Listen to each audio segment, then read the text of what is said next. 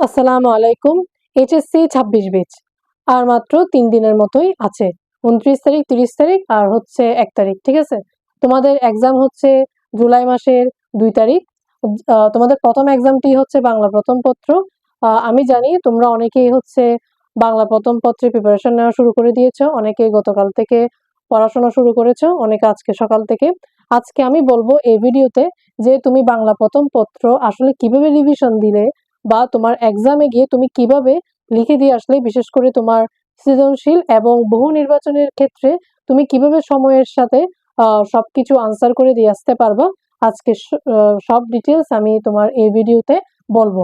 আর সবচেয়ে বড় কথা হচ্ছে এই শেষ সময়ে তুমি কিন্তু সব গদ্য বা পদ্য অথবা উপন্যাস সব মিলিয়ে তুমি সবকিছু এখন রিভিশন দিতে পারবা না। দিতে গেলেও তোমার সবচেয়ে বেশি ইম্পর্টেন্স দিতে হবে সেই টপিকগুলো বা সেই গদ্য বা পদ্যে যেখান থেকে আসার পসিবিলিটি বেশি। তো আমি ঠিক সেরকম তোমার ৭টা পদ্য এবং ৭টা গদ্য নিয়ে আলোচনা করব, যেখান থেকে তুমি ম্যাক্সিমাম সিকিউ কমন পেতে পারো। বা এই শেষ সময় এইসব তোমার গদ্য বা পদ্যগুলো তুমি যদি বাদ দিয়ে এক্সাম হলে যাও, তাহলে তোমার সিকিউ মিস যাওয়ার সম্ভাবনা বেশি। অর্থাৎ এই গদ্য বা পদ্যগুলোতে তোমাকে সবচেয়ে বেশি প্রায়োরিটি দিয়ে পড়াশোনা করতে হবে। তো চলো আমরা শুরু করি। আচ্ছা, দেখো, ফার্স্টে তোমার যেহেতু ৩ দিনের মতো সময়, তাহলে তোমাকে গদ্য দেখা লাগবে, পদ্য দেখা লাগবে, উপন্যাসও দেখতে হবে। এখন কথা হচ্ছে তোমার এখানে ৪টা ভাগ আছে না, গদ্য, পদ্য, নাটক, উপন্যাস। তাহলে তোমার এখানে হিউজ পড়াশোনা। এই ৩ দিনের মাথায় কিন্তু তুমি চেষ্টা করলেও কিন্তু সবকিছু আসলে রিভিশন তুমি দিয়ে শেষ করতে পারবা না। এটাই হচ্ছে বাস্তব কথা। তবুও আমি তোমাকে সবচেয়ে গুরুত্বপূর্ণ ৭টা পদ্য এবং গদ্য দেখাবো, যেগুলো তোমার মাস্ট রিভিশন দিতে হবে। বাকিগুলা দিবা কিনা দিবা না এটা তোমার ব্যাপার, বাট এই ৭টা করে তোমার পদ্য আর গদ্য মাস্ট তোমার কি করতে হবে, রিভিশন দিতে হবে। তো চলো আমরা দেখি। ফার্স্টে তোমার গদ্যের ক্ষেত্রে যদি আমি বলি, জীবন ও বৃক্ষ, এটা মাস্ট তোমাকে দেখতেই হবে। ঠিক আছে? তারপর নেকলেস, রেইনকোট। নেকলেস আর রেইনকোট এটা ইম্পর্টেন্ট। হ্যাঁ, রেইনকোট কেন ইম্পর্টেন্ট? এখানে তোমার যুদ্ধ বা মুক্তিযুদ্ধের একটা টপিক নিয়ে আলোচনা করা হয়েছে তাই। এরপর আমাদের সবচেয়ে জনপ্রিয় যে গদ্য, সেটা হচ্ছে অপরিচিত। এখান থেকে তুমি মাস্ট একটা সিকিউ কমন পাবাই। তো তুমি এমন ভাবে অপরিচিতা পড়ে যাবা যেন তোমার এখান থেকে যে সিকিউ আসুক না কেন, মানে সৃজনশীল, তুমি যেন 10-এ 10 তুলতে পারো। ঠিক আছে? তারপর মাসি পিসি আর বিলাসী দিলাম। তবে আমার মতে এখান থেকে ইম্পর্টেন্ট হচ্ছে তোমার অপরিচিতা, জীবন বৃক্ষ মোস্ট ইম্পর্টেন্ট, তারপর হচ্ছে রেইনকোট, নেকলেস, হ্যাঁ, আর হচ্ছে তোমার বিলাসী। মাসি পিসিও তোমার কিছুটা ইম্পর্টেন্ট, অর্থাৎ এই ৭টাই তুমি দেখবা। ঠিক আছে? এরপর হচ্ছে পদ্যের ক্ষেত্রে যদি আমি বলি, ১৮ বছর বয়স অনেক বেশি ইম্পর্টেন্ট।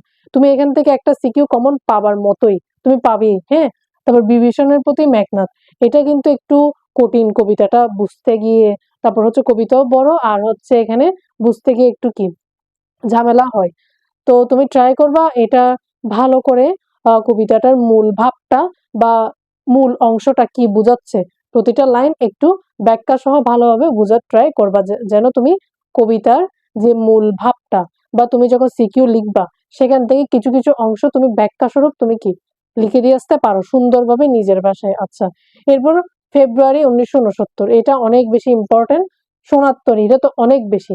সোনার ফেব্রুয়ারি ১৯৬৯। তারপর হচ্ছে তোমার ১৮ বছর বয়স, এই তিনটে তুমি কোনোভাবেই বাদ দিতে পারবা না। তাহারেই পরে মনে। তারপর হচ্ছে আমি কিংবদন্তির কথা বলছি, বিদ্রোহী। ঠিক আছে? আমি এই ৭টার মধ্যে যদি ইম্পর্টেন্ট বলি, ১৮ বছর বয়স, ফেব্রুয়ারি ১৯৬৯, সোনার তরী, তারপর হচ্ছে তাহারেই পরে, তাহারেই মনে পড়ে। ঠিক আছে? বাকি তিনটাও কিন্তু ইম্পর্টেন্ট আছে, যেমন বিভীষণের প্রতি মেঘনাদ। অর্থাৎ তোমার কাছে তো একদমও কম সময় নেই। ৩ দিনের মধ্যে তুমি এই ৭টা করেও কিন্তু রিভিশন দিতে পারবা। বাকিগুলা তোমার যদি সময় বেশি না থাকে, সময়ের অভাব যদি থাকে, তাহলে বাকি যে পদ্য বা গদ্য আছে সেগুলা তুমি এমসিকিউ গুলা দেখে নিতে পারো। ঠিক আছে?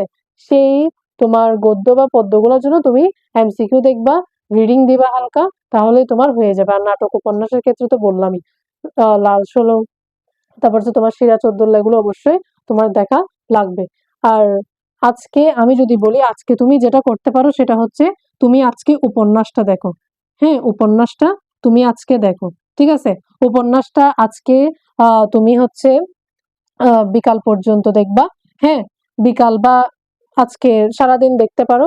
কালকে গিয়ে তুমি গদ্য দেখবা, দেন পরের দিন গিয়ে তুমি পদ্য দেখতে পারো। কালকে তুমি গদ্য আর পদ্য শেষ করে ফেলার ট্রাই করবা, ঠিক আছে? নেক্সট দিন তুমি গিয়ে তোমার যেগুলো বাকি থেকে গেছে, ধরো এমসিকিউ বা হচ্ছে তোমার সিকিউ, এরকম কোনো কিছু থেকে গেলে এগুলো তুমি কি অবশ্যই রিভিশন দিবা। তবে নাটক উপন্যাস তুমি আজকে দেখে ফেলবা, ঠিক আছে? কেন আমি বলি, আমরা গদ্য পদ্য সবই ঠিক মতো পড়ি, গদ্য পদ্য আমরা সবই ঠিক মতো পড়ি, কিন্তু আমাদের মেইন সমস্যা হয়ে থাকে নাটক উপন্যাসে। নাটক উপন্যাসে সবচেয়ে বড় প্রবলেম হচ্ছে ক আর খতে, যেটা আমি নিজেও সাফার করছি। আমি ক আর খতে কলেজ লাইফে অনেক মানে যতগুলো এক্সাম হয়েছে আর কি, বিশেষ করে কলেজে, আমি ক আর খ অনেকবার কি ভুল করছি। না হলে ক পারতাম না, না হয় খ পারতাম না, বিশেষ করে নাটক উপন্যাসে। গদ্য পদ্যতে সময় দিতে দিতে মানে এতই বেশি সময় দিয়ে ফেলছি যে নাটক উপন্যাস পড়াই হয়নি। হয়তো দেখা গেছে আমি গ আর ঘ পারছি, ঠিক আছে, কিন্তু ক আর খ ঠিক মতো পারিনি। কটা যেহেতু একদম জ্ঞানমূলক, তোমাকে এক কথায় উত্তর করতে হবে, তাই ক অবশ্যই জানা লাগবে। সঠিক উত্তর দিতে না পারলে কতে তুমি নাম্বার পাবা না। আর খ তো তোমাকে হালকা ব্যাখ্যা দিতে হবে। গ তো সবাই পারে, কিন্তু ক আর ক এর মধ্যে, ক এবং খ এর মধ্যে গিয়ে আটকে যায়। তো আমি বলবো আজকে তুমি একটু ভালো মতো টাইম নিয়ে নাটক উপন্যাসটা শেষ করো। কালকে তুমি গদ্য আর পদ্য দেখে ফেলবা, এবং নেক্সট দিন গিয়েও তুমি গদ্য পদ্যের যেটুকু অংশ বাকি থাকবে সেটা শেষ করবা, প্লাস রিভিশন দিবা। কিন্তু আজকে তুমি ট্রাই করবা উপন্যাসটা দেখে ফেলার জন্য, ঠিক আছে? এখন আমি এই সাতটা গদ্য এবং পদ্য বলছি, যা যা থেকে কি তোমার এমসিকিউ বলো অথবা সিকিউ বলো আসার সম্ভাবনা বেশি, বিশেষ করে সিকিউ, ঠিক আছে? আর হচ্ছে তুমি কি দেখবা এখন, সিকিউর ক্ষেত্রে তুমি বোর্ডে যে কয়টা সিকিউ আসছে, ঠিক আছে, এই পদ্য এবং গদ্যগুলোর মধ্যে সেখানের ক, খ, তারপর হচ্ছে গ, মাস্ট ভালো মতো দেখে নিবা, ঠিক আছে? বোর্ডে যেগুলো আসছে, ক খ তুমি চেষ্টা করবা ফুল বোর্ড কমপ্লিট করার জন্য, একটাও যেন ক খ মিস না যায়। এছাড়া যদি তোমার টাইম থাকে, কিছু স্বনামধন্য কলেজে ক খ দেখবা, মাস্ট দেখবা, ঠিক আছে? ক খতে কোনোভাবেই তুমি কি করবা না, অবহেলা করবা না। আচ্ছা, এখন কথা হচ্ছে, আমি তো বললাম তুমি কিভাবে প্রিপারেশন নিবা। আজকে উপন্যাস দেখবা, কালকে আর পরশু গদ্য পদ্য ভালো মতো শেষ করবা, এবং প্লাস কি করবা, তুমি রিভিশনও দিয়ে দিবা পরের দিন একদম, মানে 1 তারিখ তুমি রিভিশন দিবা। সেই দিন পড়া খুবই কম রাখবা, ঠিক আছে, যেন তোমার ব্রেনটা একটু ফ্রেশ থাকে। তোমার যেন কি হচ্ছে ডিপ্রেশনে তুমি যেন না যাও, বা বেশি প্রেশার যাতে তোমার উপর না পড়ে, ঠিক আছে? তুমি খুবই রিল্যাক্স থাকার ট্রাই করবা। যত টেনশন আসুক, যত হতাশা ডিপ্রেশন আসুক, চেষ্টা করবা এগুলা থেকে কি দূরে থাকার জন্য, ঠিক আছে? এখন তোমাকে যেটা করতে হবে সেটা হচ্ছে, এগুলো তো সবই আমরা দেখলাম। এখন আমি বলবো তুমি কিভাবে বাংলা সিকিউ লিখে আসবা, বা কি পড়বা।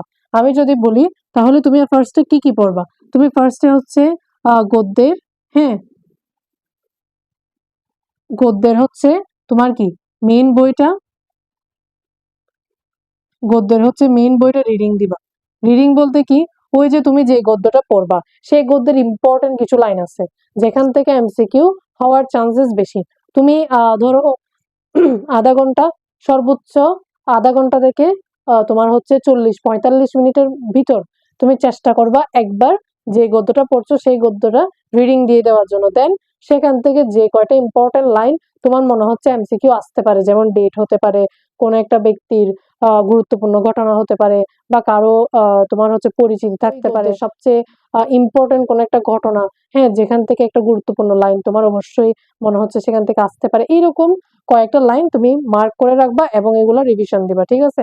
এরপর হচ্ছে তুমি লেখক পরিচিতি, ঠিক আছে, লেখক পরিচিতি মাস্ট দেখবা, ঠিক আছে? লেখক পরিচিতির মধ্যে যদি দেখো, তাহলে কি দেখবা, এই যে তোমার কাব্যগ্রন্থ আছে, হ্যাঁ, তারপর উনি কি তোমার হচ্ছে গল্প লিখছে, অথবা হচ্ছে তিনি হচ্ছে প্রবন্ধ লিখছে, কেমন, তারপর আরো অনেক কিছু আছে, অর্থাৎ ওনার যে লেখাগুলা উনি কি লিখছে, লেখা নেই, এইসব জিনিসগুলো অবশ্যই নামগুলা ভালো মতো দেখবা। আমি জানি এগুলো কিন্তু মনে রাখা খুবই কষ্ট, কারণ তুমি শুধু একজন লেখকের না, অনেকগুলো লেখকের দেখবা, তাই না? এরপর হচ্ছে লেখক পরিচিতি তো আছে, ঠিক আছে? তারপর হচ্ছে তোমাকে শব্দার্থ যদি থাকে অবশ্যই তুমি শব্দার্থগুলো দেখবে ভালো মতো, ঠিক আছে? এটার অর্থ কি, এটার অর্থ কি, কেন ইম্পর্টেন্ট এটা, কারণ এটা এমসিকিউতে আসবে। কতে শব্দের অর্থ খুবই কম আসে, কতে সরাসরি আসে হচ্ছে জ্ঞানমূলক। কিরকম, ধরো অমুক জনের মানে কোন একটা তোমার একদম হুবহু রিডিং থেকে তুলে দেয়, হ্যাঁ, তোমার লেখক পরিচিতি থেকেও আসে না, আবার শব্দার্থ থেকেও কোনো ক ক আসে না, মানে জ্ঞানমূলক প্রশ্ন আসে না। ওই রিডিং তুমি যা পড়বা সেখান থেকে আসবে। হ্যাঁ, এরপর হচ্ছে তোমার কি, তুমি শব্দার্থ দেখবা, লেখক পরিচিতি দেখবা, আরেকটা হচ্ছে মূল ভাব। ঠিক আছে, মূল ভাব তুমি মাস্ট দেখবা। ওই যে পাঠ পরিচিতি, পাঠ পরিচিতির মধ্যে তোমার মূল অংশটা দেওয়া থাকবে। ঠিক আছে, মূল ভাব বা পাঠ পরিচিতি, তুমি এখন যেটা পড়ছো সেখান থেকে তুমি কি কি শিখছো বা সেখানে মূল অংশটা কি সেটা তুমি কি করবা, দেখে নিবা। তাহলে এই কয়টা জিনিস তুমি যদি একটু দেখে নাও, শব্দার্থ, লেখক পরিচিতি, মূল ভাব বা পাঠ পরিচিতি, এরপর গদ্য এবং কে লিখেছেন, লেখকের নাম, হ্যাঁ, যে লিখেছেন তার নাম। ঠিক আছে, লেখকের নাম তোমার মাস্ট কি করতে হবে, মনে রাখতে হবে।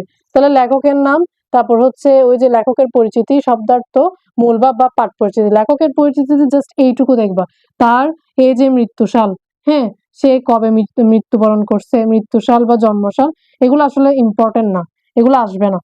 আমি অনেক জন্মসাল মৃত্যুসাল মানে মুখস্থ করার ট্রাই করছি, বাট এগুলো দিন শেষে আসে না, এগুলো দেখতে হবে না। এছাড়া হচ্ছে সে কোথায় জন্মগ্রহণ করছে, তার জন্মস্থান, এটা তুমি চাইলে একটু মনে রাখতে পারো, তবে আমার মতে এটাও তেমন একটা গুরুত্বপূর্ণ না। তুমি জাস্ট দেখবে এখানে হচ্ছে কাব্যগ্রন্থ বা গল্প প্রবন্ধ উনি যা যা লিখছে সেগুলোই। ঠিক আছে, আর ওনার কোনো একটা অবদান থাকলে সেটা, ওনার জন্মস্থান, জন্মসাল, মৃত্যুসাল এগুলো কিছুই দেখা লাগবে না। ঠিক আছে, আর মূল বা পাঠ পরিচিতি, শব্দার্থ এগুলো দেখবা, তাহলেই তোমার হয়ে যাচ্ছে। পদ্যের ক্ষেত্রেও সেম, পদ্যের ক্ষেত্রেও তোমার সেম। যেমন ফার্স্টে কবির নাম, তুমি ধরো যে কবিতাটা পড়ছো সেই কবির নামটা তোমার মাস্ট দেখা লাগবে, মানে কে লিখেছেন। তারপর দেন ওই যে তুমি শব্দার্থ ভালো মতো দেখবা, শব্দার্থ কোনোভাবে মিস করা যাবে না। তারপর পাঠ পরিচিতি দেখবা, পাঠ পরিচিতি কেন দেখবা, যখন তুমি সিকিউ লিখবা, যখন তুমি সিকিউ লিখবা তখন সেই সিকিউটা লেখার সময় তুমি পাঠ পরিচিতি পড়ার কারণে তোমার মূল অংশটা তোমার চোখের সামনে ভেসে উঠবে, তুমি বুঝতে পারবা যে এই কবিতার আসলে মূল অংশটা কি ছিল, মূল ভাবটা কি ছিল। তো ওইটা যখন তুমি পারবা তখন দেখা যাবে কি তুমি সিকিউতে খুব ভালো মতো অ্যাপ্লাই করতে পারছো, আর সেখানেও তুমি কবি কি কি লিখছে না লিখছে সেগুলো তুমি দেখলেই হয়ে যাচ্ছে। ঠিক আছে, এই ছিল আমার তোমার গদ্য পদ্য। নাটক উপন্যাসের ক্ষেত্রে সেম, নাটক উপন্যাসের ক্ষেত্রে এত বেশি ডিটেলস পড়া লাগবে না। নাটক উপন্যাসের ক্ষেত্রে তুমি জাস্ট বোর্ডের এমসিকিউ গুলো দেখে যাবা, বোর্ডের সিকিউ গুলো দেখে যাবা, আর বোর্ডে যত ক এবং খ আসছে সেগুলো মাস্ট দেখবা, পারলে আরো কিছু কলেজের দেখে রাখবা, কারণ তোমার ক ক আর খ এর নিশ্চয়তা কেউ দিতে পারবে না, বিশেষ করে নাটক উপন্যাসে অনেক সময় বোর্ডের বাইরেও চলে আসতে পারে। তো তুমি বোর্ড কোয়েশ্চেন দেখার পাশাপাশি তোমার যদি কি সময় থাকে, মানে হচ্ছে বিভিন্ন স্বনামধন্য কলেজের গুলো তুমি দেখতে পারবা, তাহলে অবশ্যই তুমি দেখে নিবা। এখন হচ্ছে তুমি সিকিউ কিভাবে লিখবা, একটা সিকিউতে কিভাবে লিখলে তুমি আসলে মানে একটা সৃজনশীল তুমি কিভাবে লিখলে তুমি ভালো করতে পারবা। দেখো, ফার্স্টে আমরা তো লিখবো না ১ নং প্রশ্নের উত্তর, অর্থাৎ তুমি যেটা দিয়ে শুরু করবা সেটা তুমি লিখবা, তাই না? ১ নং প্রশ্নের উত্তর হচ্ছে তুমি লিখবা, সেটা বুঝলাম। ১ নং প্রশ্নের উত্তর তুমি দিবা। এখন কথা হচ্ছে তুমি এটা যেভাবেই দাও, ১ নং প্রশ্নের উত্তর বা তুমি যেভাবেই দাও এটা সমস্যা নেই। তারপর একটা দাগ টেনে দিবা, এখানে এত বেশি কারো কাজ করার দরকার নেই। অনেকে হচ্ছে ১ নং প্রশ্নের উত্তরকে বিভিন্নভাবে তোমার হচ্ছে এখানে অনেক কিছু কারো কাজ করে, তোর অনেক রকম ডিজাইন করে, কিন্তু আমার মতে জাস্ট একটা নীল কালার পেন নিবা, নীল কালার পেন নিয়ে ব্লু পেন, সেটা দিয়ে তুমি এটা সুন্দরভাবে লিখে একটু গাঢ় করে মার্ক করে দিবা। ঠিক আছে, এখানে এত কিছু করার দরকার নেই। দেন তুমি কি লিখবা, অনেকে ক লেখে খাতার এই পাশে, ধরো এটা তোমার খাতা, ঠিক আছে, এটা হচ্ছে তোমার খাতা, বুঝতে পারছো, এটাও তোমার খাতা, কেমন খাতার এটা তুমি মার্জিন করছো এখানে, এভাবে করে তুমি মার্জিন করলা। এখন ক অনেকে এক পাশ থেকে শুরু করে, আমার মতে তুমি ক কখনো এক পাশ থেকে শুরু করবা না, তুমি ক শুরু করবা একদম এখানে, লিখবা এখানে। ঠিক আছে, এখানে তুমি কটা লিখবা। আচ্ছা, তারপর তুমি খ লিখবা এখানে, দেন তুমি পরের পেজে গিয়ে তুমি অবশ্যই গ এবং ঘ লিখবা, বুঝতে পারছো? তাহলে ধরো এটা হচ্ছে তোমার ওই যে তোমার খাতাটা, এটা হচ্ছে তোমার মার্জিনটা, বা তুমি যেটা মার্জিন করবা সেটা। তারপর তুমি এখানে ক খ এভাবে একদম কি খাতার মাঝ বরাবর লিখে তারপর তুমি কি লেখা শুরু করবা।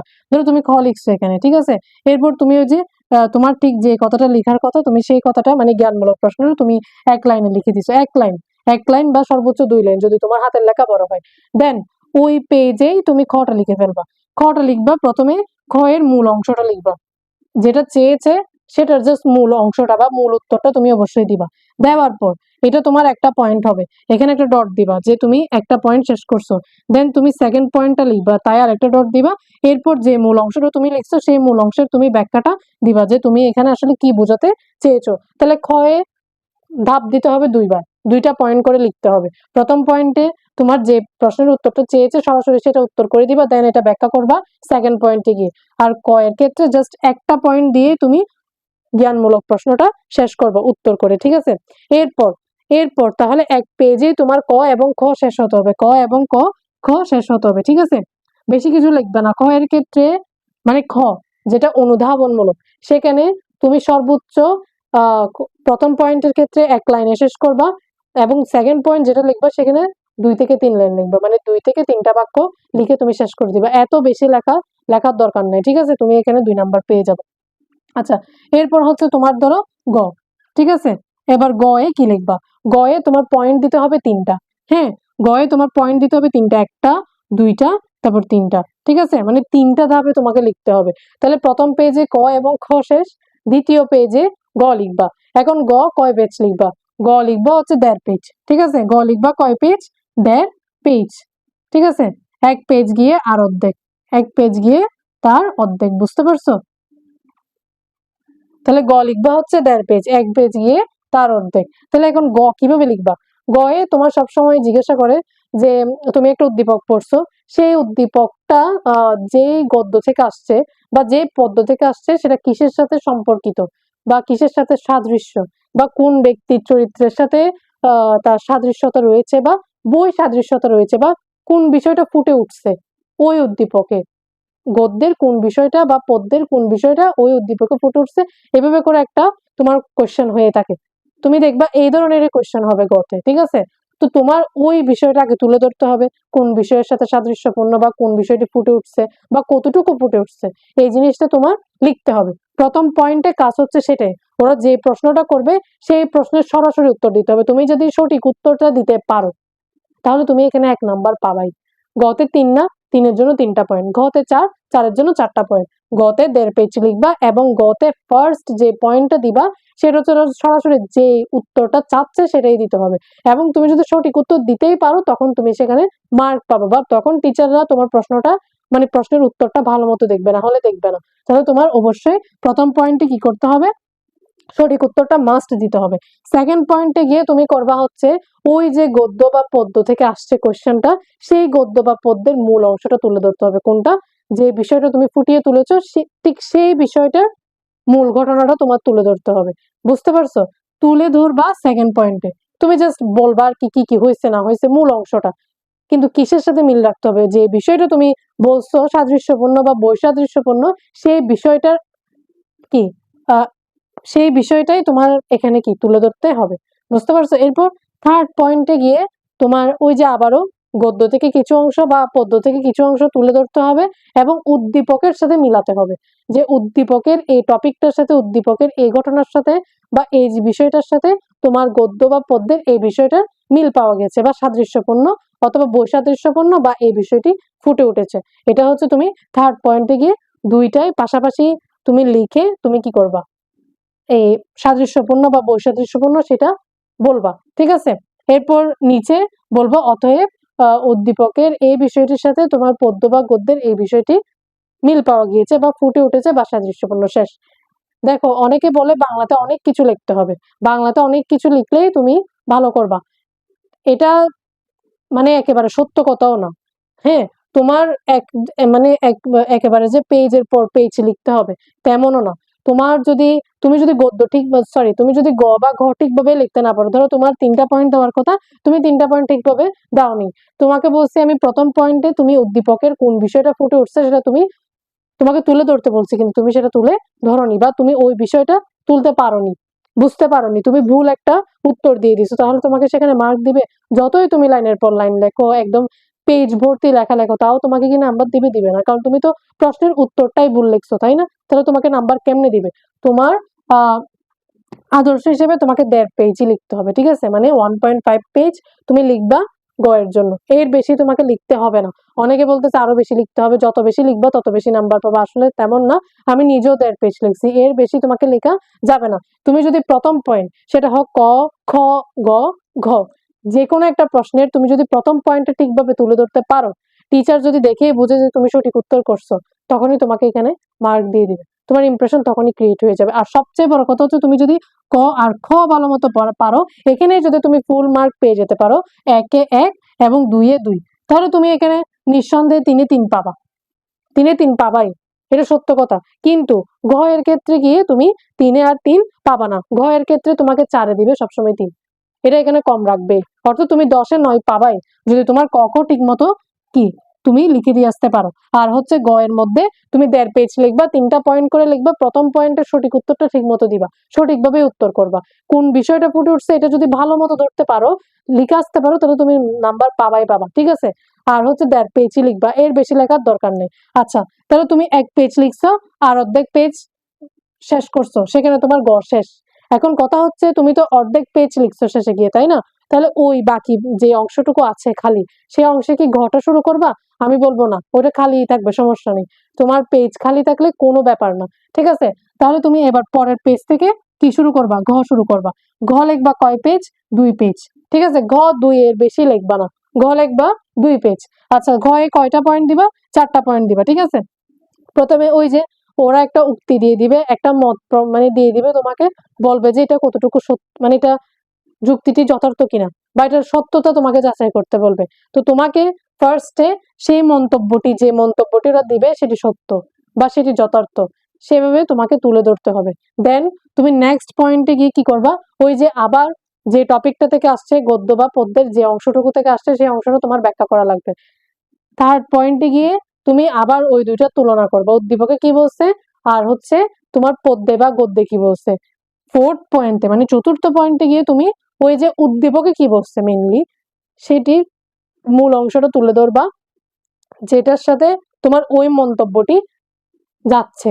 এভাবে করে তোমার মিক্সড করে মানে সুন্দর করে শেষের পয়েন্টটাতে তোমার লিখতে হবে। ধরো উদ্দীপকে অমুক অমুক ঘটনা ঘটছে বা এরকম এরকম হয়েছে, জিনিসটার সাথে ওই যে মন্তব্যটা দাঁড় করাইছে বা যেটার যথার্থ চাচ্ছে, যথার্থতা, সেটার সাথে তোমার এটার কি রাখতে হবে? মিল রাখতে হবে। মানে সেটার সাথে মিল রেখে তোমাকে উদ্দীপকের ঘটনাটা সুন্দরভাবে প্রকাশ করতে হবে, ঠিক আছে। আর পাশাপাশি তো তোমার গদ্য বা পদ্য যেটা আসবে সেই বিষয়টা তুমি তুলে ধরবাই আগের পয়েন্টগুলোতে। তাহলে এভাবেই তুমি শেষের পয়েন্টটা লেখার পর তুমি বলবা যে মন্তব্যটি আসলেই কি যথার্থ, ঠিক আছে। তাহলে ফার্স্টেই কি লিখবা? যে মন্তব্যটা করবে বা যে মতটা দিবে তারা, সেটা হচ্ছে কি যথার্থ কিনা বা সেটা সত্যতা কতটুকু, সেটা তুমি বলবা, ঠিক আছে। দেন তুমি নেক্সট পয়েন্টে গিয়ে পদ্য বা গদ্য থেকে ওই অংশটুকু তুলে ধরবা। দেন তুমি থার্ড পয়েন্টে গিয়ে তুমি পদ্য এবং উদ্দীপকের সাথে তুমি তুলনা করবা। তারপর হচ্ছে শেষে গিয়ে উদ্দীপকটা আরো ভালো মতো প্রকাশ করবা, মানে মূল অংশটা বা মূল ঘটনাটা। দেন যে মন্তব্যটা দিছে সেইটা কি বোঝাচ্ছে, মানে ওই মন্তব্যটা আসলে কি বোঝাতে চাইছে, উদ্দীপকের সাথে কিরকম সাদৃশ্যতা, বা উদ্দীপক থেকে আমি বলতে পারবো কিনা আসলে এই মন্তব্যটিও যথার্থ।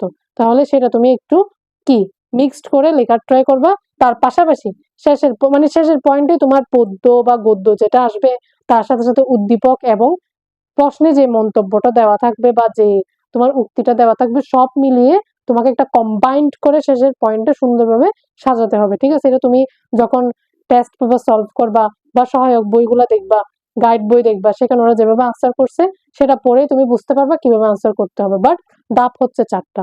হ্যাঁ, ওই ফার্স্ট পয়েন্টে তোমার সবসময় ঠিকভাবে লিখতে জানতে হবে, ঠিক আছে। ফার্স্ট পয়েন্টে ঠিকভাবে লিখবা, 4টা পয়েন্ট লিখবা, মানে 4 ভাগ করবা। তারপর হচ্ছে গতেও 3টা ধাপ করবা, খতে গিয়ে 2টা, আর কতে তো একটাই, ঠিক আছে। তো এভাবে পয়েন্ট করে লিখার পর তোমার পেজ হবে কয়টা? 2টা করে। ঘতে 2টা অথবা আড়াই, যদি তোমার লেখা বড় হয় তাহলে আড়াই পেজ পর্যন্ত যেতে পারো। আর গ এর ক্ষেত্রে মানে 3 নং প্রশ্নের ক্ষেত্রে, মানে তৃতীয় নাম্বারের ক্ষেত্রে তুমি লিখবা 1.5 পেজ, ঠিক আছে।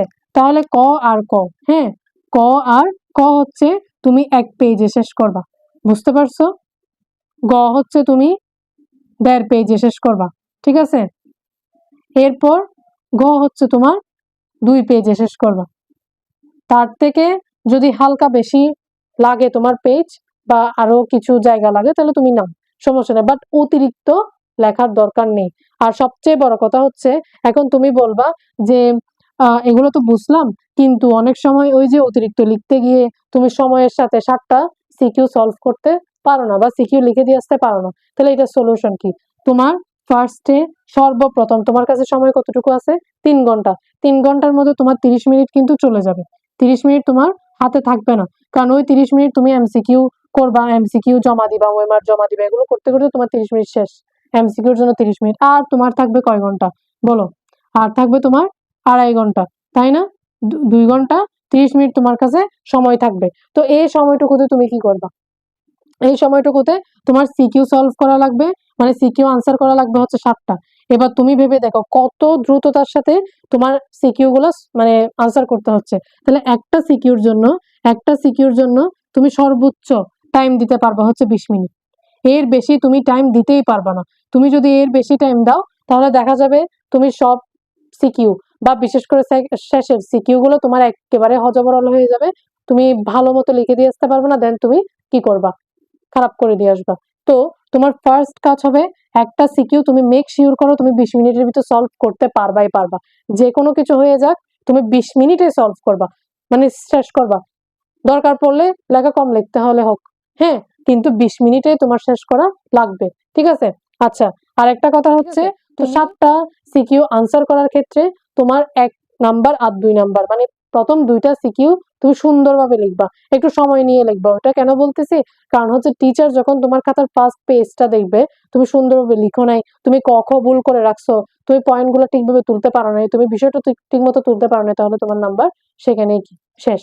তোমাকে এখানে 0 0 দিয়ে দেবে বা মার্ক কমিয়ে ফেলবে। তো তোমাকে অবশ্যই ক খ, তুমি এমন একটা সিকিউ, সেটা যদি তোমার দরকার পড়লে তুমি নাটক উপন্যাস থেকে শুরু করো, দরকার পড়লে তুমি পদ্য থেকে শুরু করো, সমস্যা নেই।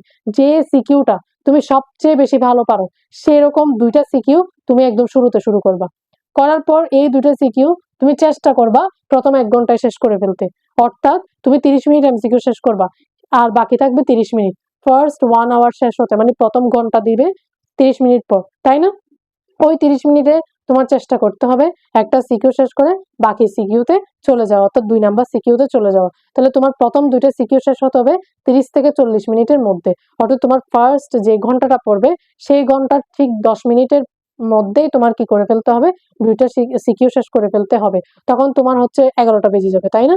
এরপর 11টা 10 পর তুমি এবার তৃতীয় সিকিউটা শুরু করবা, তৃতীয় নাম্বার মানে 3 নংটা শুরু করার পর 3 4 আর কি 5, টোটাল 3টা সিকিউ তোমার 11টার মধ্যে শেষ করতে হবে, অর্থাৎ 11টা থেকে 12টা, এই 1 ঘন্টার মধ্যে শেষ করতে হবে।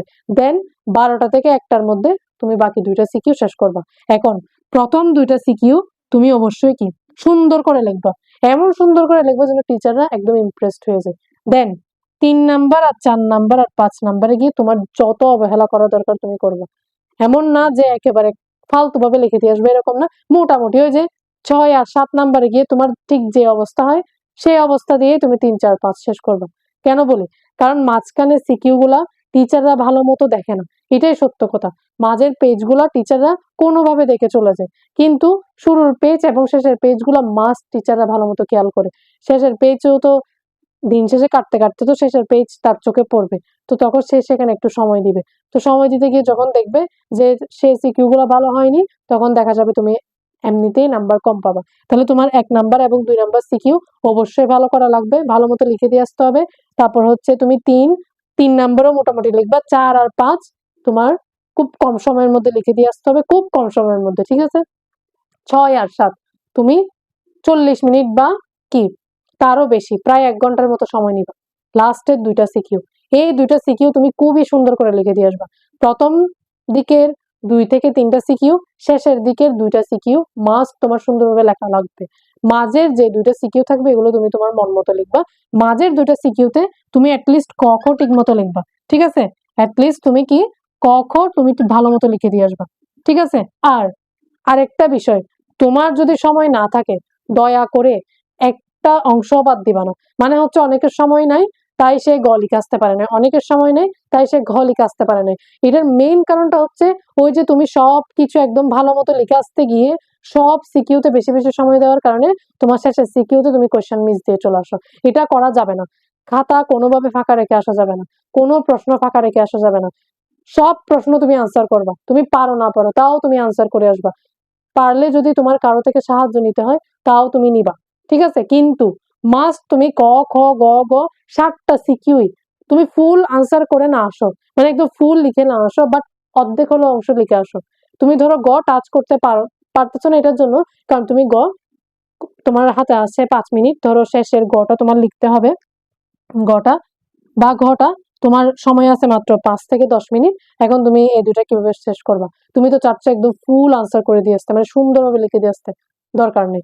তুমি যেইটুকু লিখতে পারো, অর্থাৎ একদম শেষ ঘন্টা পড়ার ঠিক শেষ মুহূর্ত পর্যন্ত তোমার লিখতে হবে। লিখতে হবে মানে লিখতে হবে, ঠিক আছে? তুমি যেটুকু পর্যন্ত যেতে পারো, তোমার একদম শেষ করা লাগবেই, সুন্দরভাবে তুলতে হবেই, তাই তুমি মিস দিয়ে চলে আসবা, তাই তুমি বাদ দিয়ে চলে আসবে, এরকম তো হবে না। তোমাকে অবশ্যই প্রত্যেকটা অংশ টাচ করতে হবে, ঠিক আছে? তুমি 4টা বিভাগ থেকে ঠিক মতো আনসার করে দিয়ে আসবা, আর প্রশ্ন ভালো মতো পড়বা। যে প্রশ্নে কোন কোন বিভাগ থেকে কয়টা লিখতে বলছি এটা মাস্ট পড়বা। তুমি জানো, আমিও জানি যে কোন বিভাগ থেকে কতটা লিখতে হবে। তাও তুমি প্রশ্ন পাওয়ার সাথে সাথে কোন বিভাগ থেকে কোনটা লিখতে হবে সেটা অবশ্যই অবশ্যই তুমি ভালো মতো পড়বা। আর অবশ্যই বহু নির্বাচনের ক্ষেত্রে, মানে তুমি যখন এমসিকিউ প্রশ্ন পাবা তখন তুমি সেট অবশ্যই লিখবা। অনেকে হচ্ছে সেট লিখে না, এমসিকিউ প্রশ্ন পায় কিন্তু ওই যে সময়ের তাড়নায় সে সেটটা লিখে আসতে ভুলে যায়। তো এইটা মিস করবা না। সেট অবশ্যই কোন সেটের প্রশ্ন তুমি পাইছো সেটা অবশ্যই অবশ্যই বৃত্ত ভরাট করবা আর লিখবা এমসিকিউর ক্ষেত্রে। না হলে তোমার এমসিকিউ মানে ওএমআর শিটটা বাতিল হয়ে যাবে, তখন তুমি সেখানে মার্ক পাবা না। অথবা অনেক ঝামেলা হতে পারে, তোমার টেনশন কাজ করবে যখন বাসায় এসে দেখবা তুমি সেট লিখো না, তখন পরের এক্সাম গুলো খারাপ হয়ে যাবে। তাই তুমি অবশ্যই সেটটা লিখে আসবাই আসবা, ঠিক আছে? রেজিস্ট্রেশন নাম্বার, রোল নাম্বার ঠিক মতো ফিল আপ করবা। আর এমসিকিউর ক্ষেত্রে যখন তুমি সলভ করবা, মানে আনসার করবা বা তুমি আনসার বের করার ট্রাই করবা, 30টাই তোমাকে সিরিয়ালি 30টা আনসার করা লাগবে না। ধরো তুমি 1 নাম্বার পারতেছো, 1 নাম্বার করো। 2 নাম্বার পারতেছো না, 2 নাম্বার করবা না। 3 নাম্বার পারতেছো না, 3 নাম্বার করবা না। 4, 5, 6 পারতেছো করো। তারপর 7, 8 পারতেছো না, বাদ। 8, 9 করো, 10, 11 করো। অর্থাৎ যেগুলা আগে শুরুতে তুমি পারতেছো, যেই এমসিকিউ গুলা, সেই এমসিকিউ গুলো তুমি আগে শেষ করো। দেন তুমি বাকি এমসিকিউ গুলো করবা। তোমাকে একটা এমসিকিউর জন্য এত বেশি সময় দিবে না তো। তুমি যে এমসিকিউ পারতেছো না ওইটা একবার এই বান্ধবী থেকে জিজ্ঞেস করতেছো, এর থেকে জিজ্ঞেস করতেছো, ওর থেকে জিজ্ঞাসা করতেছো, তারপর হচ্ছে তুমি ওইটা নিয়ে বসে আসো। বাকিরা দেখবা বাকিগুলা তোমার আনসার করে দিয়ে ওএমআর জমা দিয়ে দিচ্ছে।